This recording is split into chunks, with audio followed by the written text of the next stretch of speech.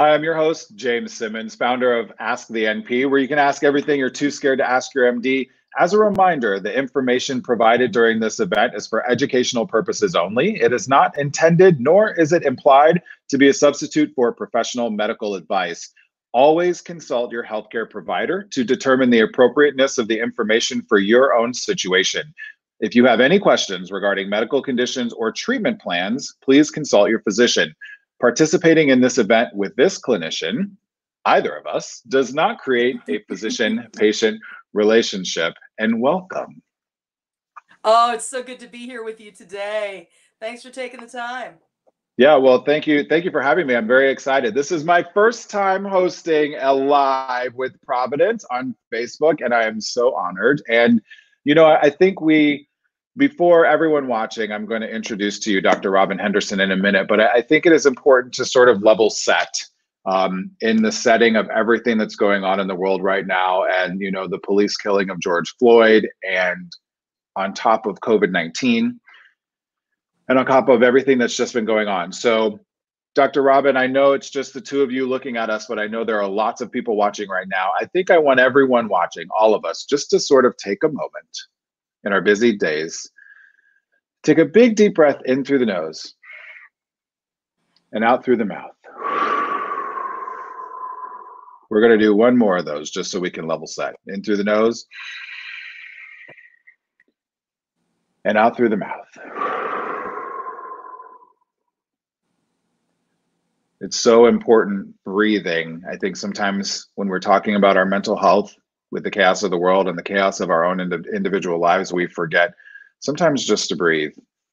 So before we go any further, I have the absolute pleasure of introducing Dr. Robin Henderson, who you see on your screen now. Dr. Henderson serves as the Chief Executive of Behavioral Health for Providence, Oregon. She also serves as clinical liaison to the Wellbeing Trust, whose mission is to improve the mental, social, and spiritual health of the nation. In this role, she provides clinical oversight for investments in programming, ensuring they are consistent with the mission and values of both organizations. Dr. Henderson, welcome. James, it is a pleasure to be with here today and to be, oh my gosh, talking about this really difficult topic that we have to talk. We can't be silent. We need to talk. And I think we need to talk is really the key there. And so many individuals are uncomfortable talking right now. I think maybe you kind of give us a really great point to start from. Everyone is having uncomfortable conversations right now about race and about our relationship with police, and specifically the police's relationship with the African American community. And those conversations can be heavy and weighty on top of everything else that is going on in our lives, and they really can sort of impact our mental health. And so I just want to sort of start off what are some of your biggest concerns that you're seeing right now with the protests, with everything going on, and individuals' mental health? When I think about the conversations that we're having as a society, that we're having as a country, that we're having in our communities and around our dinner tables, we're bringing up issues that people are scared, they're uncomfortable, and they're all colored by our own life experiences from the perspectives we come from, regardless of our cultural background, the color of our skin, or anything else. All of us have a unique set of experiences that we struggle mightily to figure out how to have a conversation. And I'll give you some examples about how this impacts our mental health. Sure. For some people, they're scared that they're going to say the wrong thing. They're scared that they're going to get into a conversation and inadvertently create a microaggression, or unintentionally say something. So they say nothing at all. And they become very anxious and very fearful. And that leads down one set of paths. For people of color who are, for the Black community, the fear, anxiety, but also there has to be some level of, you're finally seeing me, see me, I'm human, I think was what Barack Obama said last night. See me, I'm human. That moment in time, this moment and occasion can be extraordinarily overwhelming. And Sure. for any of us who are dealing with anxiety, depression, or even just dealing with the grief and loss we've experienced throughout this pandemic, I mean, think about this moment in time.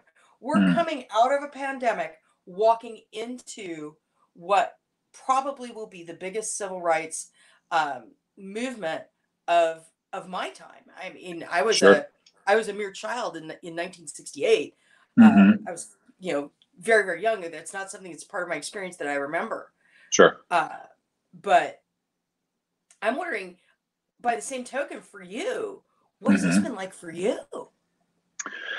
You know, it's it's been a lot, and for those of you watching, my father is black, my mother is white. That legally makes me black, and I identify as a biracial man. Oftentimes with my black experience, I also identify as queer, and there's a lot of intersection that goes along with all of those things. And it is really exciting that so much of this conversation is being brought forward right now.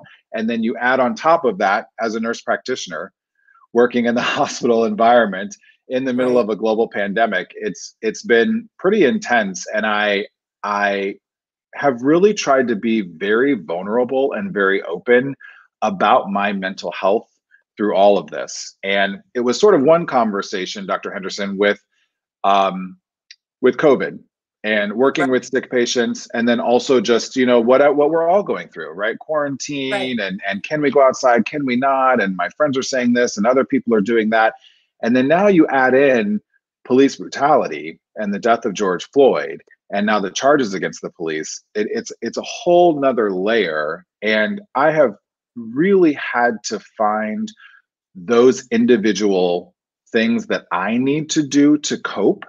And I think that really where a lot of the value that we can maybe find in this conversation for the folks that are listening for the short time that we have, what some of those things are, and I'll just kind of tee it off a little bit. I have gone to having to make my bed every day. Isn't that the funniest thing? It is that thing, I think, Robin, that Mm-hmm. I know I can control in a Yep. world that feels very out of control right now. And you can ask anyone who knows me, by the way, you can ask my husband, you can ask whomever. I don't make my bed. But for some reason, I've just decided to be that person who makes my bed, and it changes everything. I feel like it sort of level sets me for the day, and then I can feel like I can keep up because at least that's the thing I can control. You know, you bring up a very interesting point. All of us have to find the things in our lives that we can control because everything right now is out of control, right? Hmm. Regardless of where you are, regardless of what town you live in, what level of protest you're in the middle of, everything in our world right now is out of control.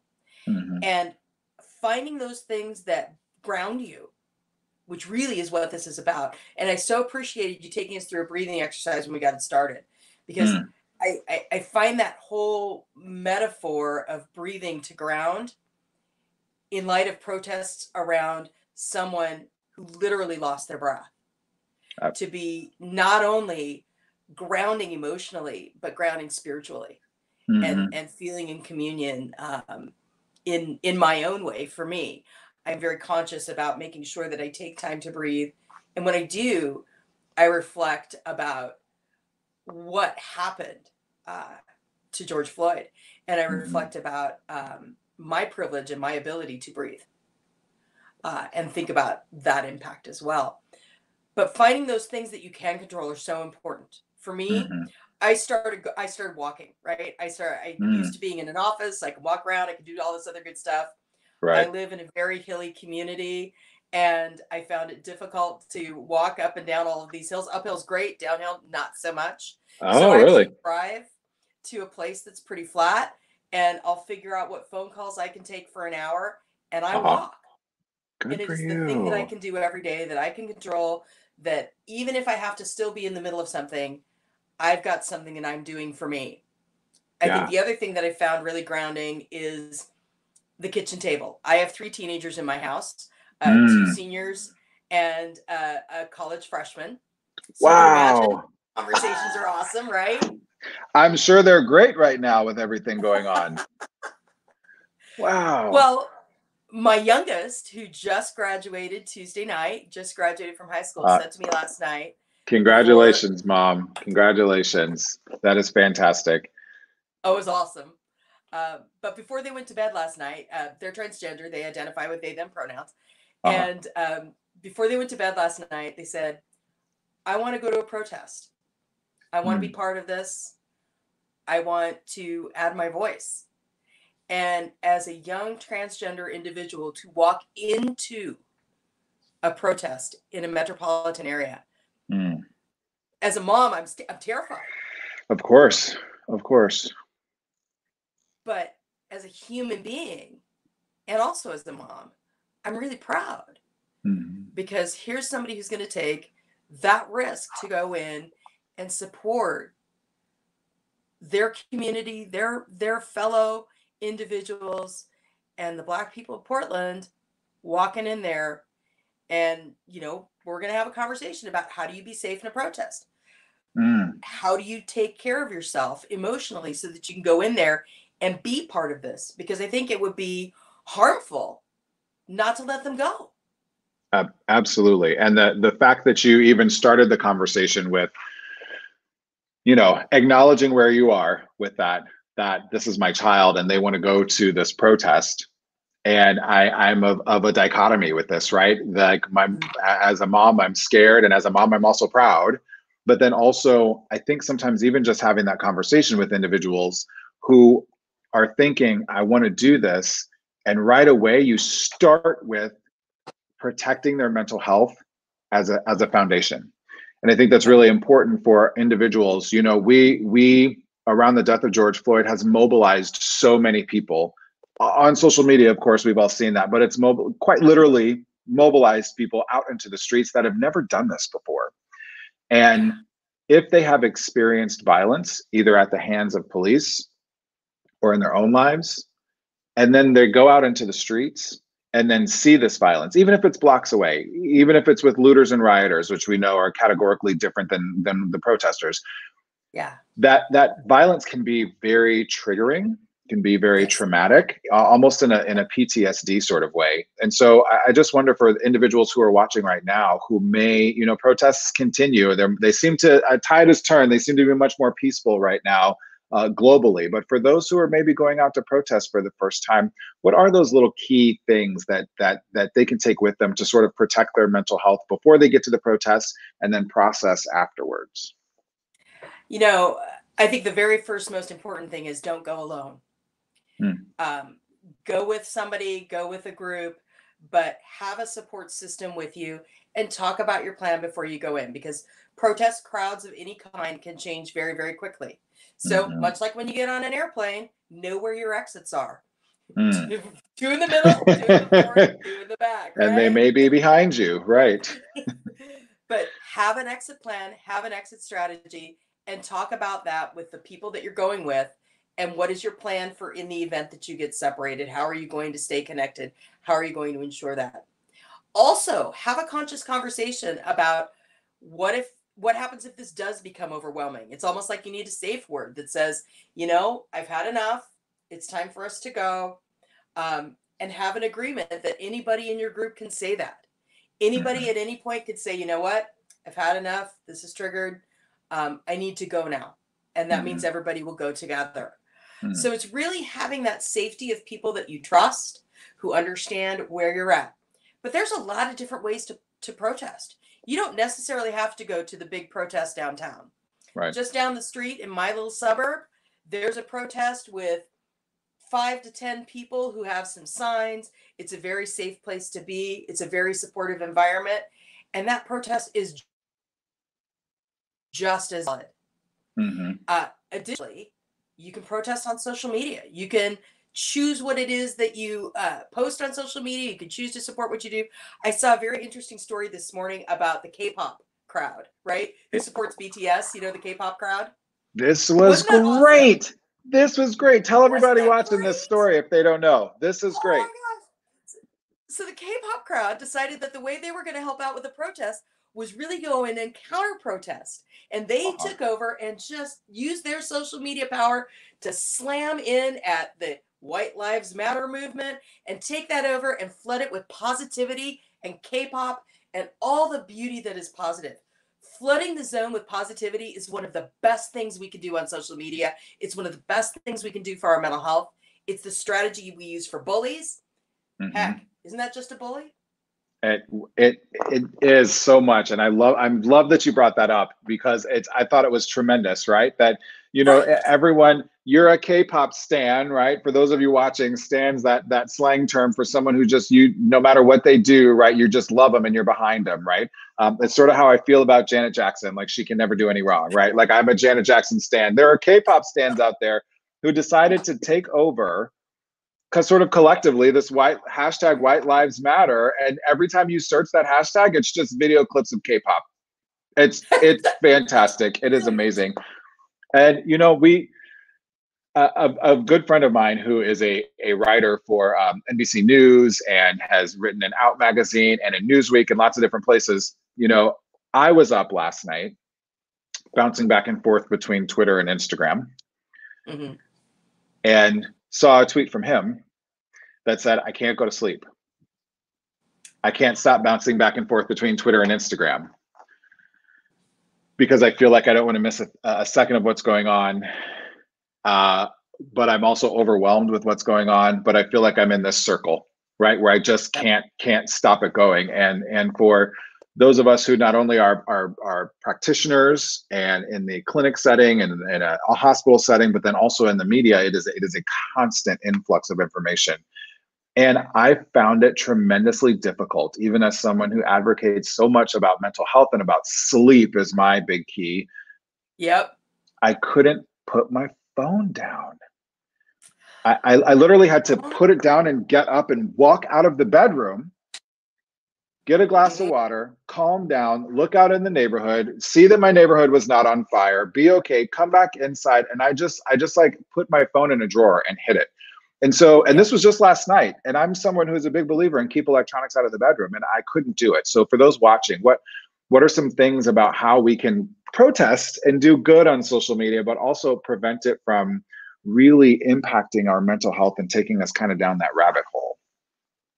You know, it's so important to put your devices away and to take a break from the constant news cycle, from the constant input of information, because your brain needs time to process, right? And your brain can't process while it's still taking in an input. Your brain needs time to rest, to sort things out, and to process. That's part of what sleep does, but that's also what that break from social media does. What I do for me, I've got a do not disturb setting on my phone. And from 10 o'clock at night until 7 o'clock in the morning, because it's before I go to bed and after I get up, 10 o'clock at night, 7 o'clock in the morning, it's on do not disturb. A full 8 hours. A full 8 hours. Wow. And all the notifications, nothing comes through. Nothing, you know, if somebody needs to reach me, it obviously has a favorite setting, and you can set it so if somebody really needs to reach you and things like that. But what I found with that is that the ping isn't there. The light coming on isn't there. The stimulation that happens when you know that you know you're getting a notification, that's not there. And that's been one of the most important things that I started doing to really make a conscious effort to say to myself, nope, I'm going to put it away. I'm going to put it down. I'm going to set it on do not disturb. That's amazing. And I think sometimes we don't realize the impact that this constant stream of information and this constant stream of news bring at us all the time. What have you seen sort of in your practice, how this has impacted individuals' mental health? And particularly right now, if you have examples or just situations where right now this constant influx, I mean, even seeing the video of George Floyd being killed over and over again is, you almost couldn't avoid it there for days on social media, regardless. And you might just be trying to go see your grandkids, you know, and they're a school project or something, right? But then you're seeing this video, and let alone for everyone else who's engaged. So how have you seen that has really impacted people recently? I think it contributes to that sense of helplessness and that lack of, you know, what we talked about earlier when we talked about the need to feel what you could control. The constant stream of information that we often see both on social media and in the 24/7 news cycle leads us to that feeling of helplessness, and that we can't really have an impact in the world, and that we don't really have self-efficacy. And again, if you're dealing with an underlying, mental health condition, depression, anxiety, PTSD, that sense of helplessness is really going to trigger you into, you know, becoming depressed, being back in your PTSD, being back in that triggered environment where everything else starts to spiral out of control. And it becomes really Mm, important to establish your self-care. Now mm, more than ever is a great time to, if you're not with a therapist, establish a relationship with a therapist. mm. One of the best things that came out of COVID was the incredible overnight adoption of telehealth as a platform. And at Providence, we went from, a year ago March is my favorite stat. Year ago March, we saw about 500 visits across our 7 states. Uh-huh. 500 visits. That's everything. Psych, rad, diagnostics, 500 visits. You know how many visits we saw in the month of March this year? Oh my gosh. I'm excited to hear this. 340,000. 340,000? Thousand. And so you're taking now That's where, amazing. isn't that incredible? We're seeing now 15 to 17,000 telehealth visits a day. And all of my therapists and Wow. providers, all my psychiatrists, everybody's on tele, everybody's on these platforms. And what we're Uh-huh. seeing is more people coming into therapy. They're showing up, and they're getting help, and they're connecting with Yeah. people. Now is That's the time. tremendous. If you've been waiting to go to therapy, go now. It's right here. It's on It phone. is. It's as easy as watching this Facebook Live, right? Or it's easy as watching, Right. everyone's on IG Live these days or doing all of these things. And I think there's something about the process of, let's say especially if you're clinically depressed, Right. major depressive disorder, just getting out of bed, we know, is sometimes one of the hardest things you can do. But yet we're asking you to get out of bed and put on clothes and brush your teeth and get in the car or public transportation and get to a therapist and then Yep. get inside and then sit down and then decompress from that. And then, oh, by the way, in 55 and a half minutes, do what needs to be done. And then, oh, by the way, you have to leave and then go back and face the world again. Whereas now I think you bring up this amazing point that it's right here. You can, where's my phone? I don't know where my phone is, but you can roll over and turn on your phone and get therapy. And I think if that, I don't even want to say that there's good. There's good that's come out of COVID-19. Yes, there is, because of something like this, right? That individuals Right. are finding out that really good quality healthcare, really good quality mental health care can be delivered in a telemedicine format, and that people are adopting it. And sometimes we have to be forced a little bit into those things to make that change, which is really significant. Thank you very much for sharing that. I just wanted to, in the interest of time, I know we're getting close. I just wanted to remind folks watching right now, if you have questions for Dr. Henderson, if you have statements, things that you need to get off of your chest, particularly about mental health right now, in the time of that intersection of COVID and in the protests and everything going on with the murder of George Floyd, please leave those comments on the side there. We will leave a few minutes at the end to address those questions and comments. Also, you see scrolling across the bottom, which I think is always so incredibly important to Yeah. remember. This, if you are ever feeling helpless, if you are ever feeling hopeless, if you need to help someone who is also feeling helpless or hopeless, or maybe suicidal, that they want to kill Yeah. themselves, and you don't know what to do, you can also call this number. But that number that's scrolling across the bottom of your screen there, for those who can see, it's 1-800-273-TALK or 1-800-273-8255 if you need that information. Dr. Robin, we just have a few minutes left, but I know there's some folks watching who I wanted to talk about our kiddos. I had a really Yeah. interesting conversation earlier about, how do we educate educators to talk about race in the classroom in sort of a different way, but so many kids aren't in the classroom yet, or if they are, they're having this virtual conversation. But it really goes back to that family and who is caring for you at home, whatever your family looks like. Can you just give the folks watching just a little bit? We're not going to solve the world's problems in 4.5 minutes, but sort of your thoughts on how you begin to have this conversation about police brutality, about the disproportionate impact on the Black community, and the death of George Floyd in these protests with your kids?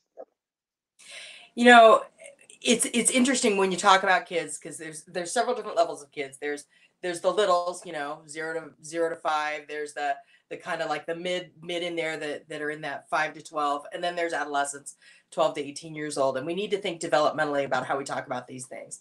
But no children are born racists. That's just the bottom line. This is a Right. learned behavior, and it's what happens in our homes, primarily, especially early on. So we need to be reflecting on, how do we talk about these issues? And if you're not comfortable talking about it, we have a great tool out there for you. It's called a movie. There's Right. lists all over social media right now. Just Mercy. You remember the movie The Green Book? What a great movie about racial inequality that gives a platform for a conversation. And there's a variety right now of curated social media lists of movies that you can watch with your family that tee up a conversation, that tee up the real conversation about what racial injustice, social injustice, all of this stuff really looks like, and provides a platform for a conversation as a family to talk about, what are we going to do that's going to be different going forward tomorrow? What is it that we're going to do? And so I think, really, instead of sitting here going, wow, this is too hard, I can't do this, do a movie night and watch a movie that matters. Watch a movie that tells a hard story and have a conversation about it as a family. You can do that with any age child, because there's very appropriate movies regardless. And that's a platform that's accessible for everyone. Yes. And it's done. Movies are done in a cadence that we're used to, right? Movies are done Yes. in a way. There's generally, with most movies, a beginning, a middle, some conflict and drama, and then an end, whether that's a nice tidy end or not. But that can also sort of structure your conversation as well. Let's talk about these different parts of the movie. When this part happened, how did you feel? Did you understand that this was happening to this individual primarily because of their race? Things like that. So I love that you're using movies as the catalyst. I also just wanted to offer up as well, as we sort of transition into adults, that there are really difficult conversations that need to happen right now, particularly with white people understanding what privilege means and how that works into this whole conversation. And I had the pleasure of interviewing Dr. Robin DiAngelo, who's at the University of Washington in Seattle, and she wrote the book White Fragility, How to Talk to White People About Racism. And it's a fantastic resource. And so for those watching, if you have questions about, how to kick this conversation off, because it's an important conversation for all of us to have. I really think that's a fantastic resource for that. So Dr. Robin, we are in our last minutes here. It goes so fast. I know.